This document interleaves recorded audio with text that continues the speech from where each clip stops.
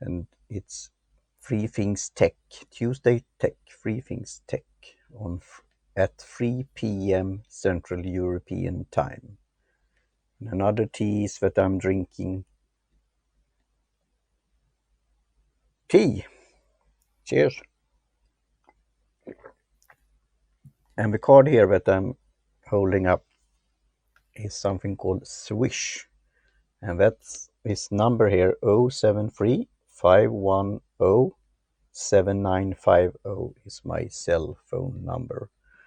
And it's also a number that you could contact me on if you want to send a gift, a donation, money transaction. This is built and supported by big banks in Sweden and I think also in Scandinavia, to check that. So it's a similar system that you maybe have on Cube and other things, but then you have to have a dongle or a device, but this is on the phone. So if you know somebody's phone number and they are connected to the bank identification application, you could do a swish, swoosh, swish, swoosh transfer to a phone number. And if you have a company, then you could have your own ID number. So if you go to Swish, you can send me a note through my phone number 073 510 7950.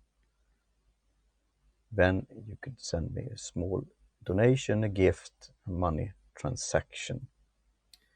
And I'm holding up this because in 1 week it's my birthday on May 25th, and I will celebrate Geek Pride Day.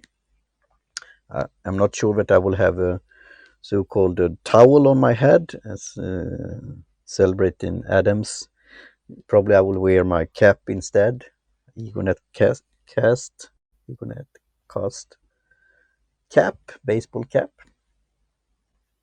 So it's pretty easy and interesting how you could support content creators by sending a donation through your phone. And I'm interested and curious if you have a similar system in other countries. By Swish. So again, and here is an alternative here. And of course, you could use this in Sweden also, in Scandinavia, if you have PayPal. So this is my short link for sending a donation, a gift, money transaction for supporting my work and freedom of expression and my blogging and podcasting and broadcasting. So paypal.me / and my last name, Lindeskog. So hold this for a moment so you could take a note. You could write it down on a piece of paper or so on. And I know with Swish you could have a QR code. I will check if you could get that on PayPal also. And talk to some producers, manufacturer of stationery, or maybe you could do a QR code on this kind of card. This is model 1927. It's a stationery manufacturer of note cards that I like very much. So it's handy to take notes, writing down notes to self, and this kind of thing. So, and I often start out with this pro tip that support my HAPS by going to haps.tv /invite /Lyceum at Lyceum, and Lyceum is my username here on HAPS, because this broadcast is distributed to different destinations. For example, Facebook Live here, that I will see now if it's working as it did last time. Yes, I will check it. Yes, it is. So that's good. And it's also going to Twitter, Twitter Live, and also Periscope, but Periscope is now defunct, I think. So it will enter into Twitter that owns Periscope. And Twitch, as I said in the previous broadcast that I'm not a gamer, but I like Twitch, that you could have a pretty nice page there and you could reach new followers and viewers and contacts in the future. Cheers.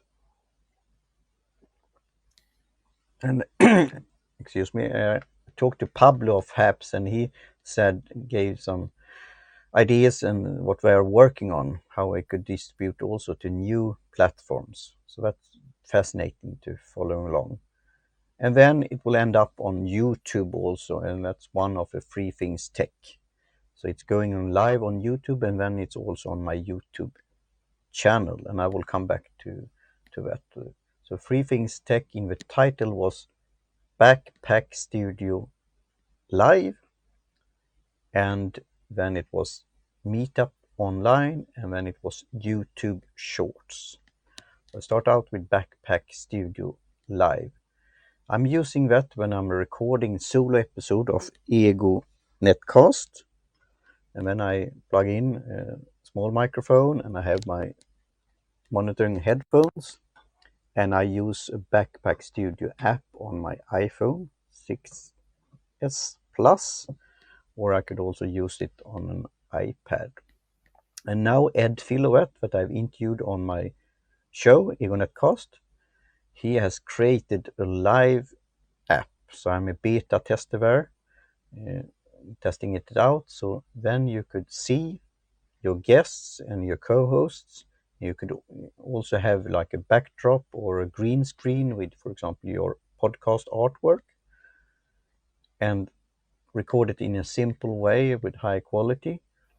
And then you could then doing editing and post-production and then publish it as an episode.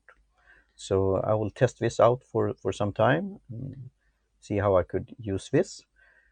As I'm saying in the past, I'm using a service with guests and co-hosts called Ringer, and I'm also an affiliate there. So if you go to ringer.com/ego, you could give me support and using that affiliate link, and I've used it for many years. But I'm also looking out for alternatives and checking out the market, because as a new media advisor, I have to be top of my game and see what's going on in this. And during this pandemic and COVID, long distance recordings and conversations like here is getting more attraction. I can say attraction, and it will be used more in the future. Even that when I was doing moderating here for Biz Sugar, a word that probably will be in the dictionary in the future called Zoom fatigue, that you're getting squares and staring at the screen for a long time with meetings. What kind of effect could that have? And how could you do it in smart and effective way? And also taking care of your mind and body at the same time. So, because it's content creation here, and also to consume content and doing it on a regular basis. So that's my thoughts about that, and I will come back more with my comments and thoughts about Backpack Studio app live. So it's a neat feature. So I recommend you to check it out in the future and sign up for this list for beta testing, or reaching out to Ed Filouet. And I'm thinking of using this broadcast on Haps because, as I said again, I like the atmosphere here. You could give me thumbs up, awards, coins if you sign up with this one. According to my link, invite link, you get 100 coins that you could use. Like now, right now, Mark Moses at Mark Moses gave me an high award, and that's $0.15. Thanks, Mark. So with that, I'm getting closer that I could buy some tea here soon. Cheers. And this is the whole idea, having a strategy and a plan for content creation, because this is another destination in a way. I like the BNP model that I'm talking about: blog, newsletter, podcasting. And all of these you could control by yourself. You could set up your own blog on a domain. You could have your own newsletter, distribute that. and you can have your own podcast, and the RSS feed is golden there to keep that. And then you could distribute to different satellites and destinations and where I have another acronym called the LIFT, so like LinkedIn, that probably apps will come to in the future, Instagram, Facebook, that I'm doing also now live, and Twitter, that's also going out live here. So and then of course you find potential customers, clients, friends, contacts on the different platforms, and there you have a different way of doing the talk. And now it's Clubhouse, for example, that's popping up like an audio stop by or drop by thing. It's an interesting phenomenon and that I'm watching and doing it every week on Fridays for a podcast called Viktigt på riktigt in Swedish, together with Karin Blad, and that's like what's important in life. So right now we're talking about the 4 elements, and planning for the future episodes and seasons there. Then Clubhouse could be a nice, neat thing that you comment on an episode, you have interaction with your listeners, suggestions, constructive feedback, etc. And again, coming back to what I could use Haps for, this is on Haps platform, but also, as I said, distributing to different channels, destination, whatever you want to call it, like satellites. And for example, on YouTube, I could jump to that directly. YouTube, there I don't have so many followers, about 20. I'm doing the distribution of my own podcast, Ego Netcast, through Libsyn. So it's going directly there. I will listen to Mark Asquith's advice from Captivate.fm and see how could you use YouTube for your podcast. Because you could be searchable, findable, but on the same time, how much time do I want to spend on YouTube? And especially in these times with Google becoming more and more, in a way you could say, political correct, and it's doing this deplatforming and what could you say, freedom of expression. Again, I'm supporting Google, whatever they want to do as a private company, but at the same time they have huge power now, and they could steer what kind of information will coming out, and especially now it's becoming almost like mainstream media, I could say. So I will comment on Thursday, probably on the Israeli-Palestinian conflict. And then in mainstream media here, especially in Sweden, you see how tilted it is and what kind of angle it is. So that's important, that you will have different views and then decide by yourself what kind of conclusion you will do about it. So now I be live for 13 minutes, 4 viewers, and $0.15 donation gift by Mark Moses. Thanks again, Mark. How are things in California? And I have a great connection here. So that's YouTube. And now I watched on, I think it was Snapchat, YouTuber News. It's hilarious show by Benedict Townsend, and it is doing parody, satire about the YouTube influencers, content creators, and others, and in a humorous way. And there he talked about how YouTube, Mark Moses say, good here. Great to hear that, Mark. Thanks again for stopping by. So he talked about that YouTube have now shorts, like short video clips. And when I watched the previous recording on Haps, ending up on YouTube, now I have some shorts there that they have added, and it's like a tea ceremony. It's something about podcasting and some other things. That's probably under, maybe it's 2 minutes or something like that. And they are handing out $100 million to content creators. It's probably some rules, regulations, and steps that you have to follow in order to be able to take a piece of that cake. And probably it will end up with the big players and the influencers. That's often the case, but it's interesting how they now want to compete in this game of this ephemeral content, like Reels, is a copy of Snapchat, and TikTok is a copy of Wine, etc., etc. As YouTuber News said, it's funny how the different platforms is copying each other, because now it's this bit size content. Have shorts like you're scrolling, the reels, the snaps, the stories, etc. And it's good in a way because it's pretty easy to scroll and then check it out and then you could leave it. But it could also be this,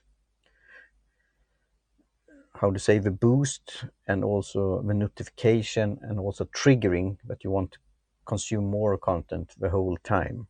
And what could that lead to? That's something to think about. But I will look into YouTuber Shorts and what I could do with that. And the recordings on apps I could then curate and reuse as blog post on my first blog. I've been now a blogger since 2002, like 19 years here. And then I could use it on the egoist.blogspot.com that is owned now by Google. It started out like an independent company back in the day. So there I could adding links to what I'm saying here on the broadcast, and probably it could be foundable and searchable on Google's and Blogger. So that's what I'm thinking about, how you could use your broadcast recordings on different platforms and in different ways when you're creating content. So I'm thinking of that and populating my YouTube channel in that way. But I'm concentrating again on my last website, teaparty.media, that I want to launch around my birthday on May 25th. And there I will give you my view about new media, business philosophy, and the good life, including tea. Cheers. And how I could, as a new media advisor, inspire you, help you along, and develop like a podcast, like a newsletter, like a blog, and also having like this comments, views, analysis of what's going on in the new media world. So the third thing is Meetup. I like to have physical meetings, but due to this pandemic and COVID situation, I haven't been visiting the big city here in Gothenburg for a pretty long time. And I had a regular meetings on tea, all about tea, everything about tea, at a very nice place called Vida la Vida in Gothenburg. So we had it every 2 weeks, and talking about everything about tea, drinking tea, having interesting discussion. And there I have a group on meetup.com. And I'm paying there because I have 3 different groups there on tea, on podcasting, and on chili pepper. So it's like 500 Swedish crowns or something like that every half year for 6 months. And I haven't been using this now for maybe not a year or something like that. And then you wonder, is it worth paying that? But I also want to support a service like Meetup. They started after this tragic and this terror attack and the 9/11 back in 2001. Do you know it's soon 20 years since that attack on the free world, World Trade Center and other places in America? 9/11. And then Meetup, they used Meetup, a digital tool, in order to meet physically. So, and it's a great blog post there if you search on Meetup and 9/11 and how it's all started. And now, when it became a part of a meetup place, like a co-working place, I think they have split out again, so they are independent again. But the whole thing is to meet physically, but use technology and meetup groups in order to meet. And I've seen that in Gothenburg here, that several users of Meetup are not coming originally from Sweden. They could be students, they could be working here in Sweden and coming from other countries. And it's broadening the perspective and spectrum of different views, like thoughts about tea. in certain countries. Cheers. Tea is very important. Here in Sweden, coffee is very important, but tea also is getting there. But after Finland, Sweden is drinking most coffee in the world per capita after Finland. So that's a motivation here to increase the interest in tea. So then you could have physical tea meetups, and there you use the technology to meet up. And I have a group of, it's more than 100, maybe it's getting to 200 now, but I haven't been able to arrange these meetups. So I'm thinking of, because I have a hard time to log into the system. It was some glitch somehow, and now I got help with that, to starting using online meetups. It's not the same as physical meetups, but you could share and you could brew tea and so on, but maybe you could do it in a digital way until you could meet again. So I'm thinking of doing that, so meetup online. So if you have any tips, advice, experience of that, how to doing the meetups gathering online, I would be happy to do that. Another service called Creative Mornings, that we had also here in Gothenburg, Sweden, was very nice to meet physically with content creators and having a theme, a topic. And so that's also going online now, I think. So that was Backpack Studio app live, Meetup online, and then YouTube Shorts. So with that, I will say cheerio and thanks for watching, and talk to you soon again. Cheers. And on Thursday, I will talk about an article here in The Economist and do an analysis, a comment on an article, the latest issue of The Economist. And again, as I said, if you want to read an article in The Economist for free, please reach out to me and I could send, I think it's up to 5 articles per issue for free to friends, contacts, and so on. And I pay about 700 Swedish crowns for 12 issues. It's giving me lots of content and information and tips and inspiration for my content creation. And also I'm learning things, and I think I really recommend you to check out The Economist. What kind of magazine do you read on a regular basis? So I will end again with how you could going on Haps. So haps.tv/invite/at Lyceum. And then if you want to donate or give me a gift or money transaction, go to paypal.me/Lindeskog. That's my last name, Lindeskog.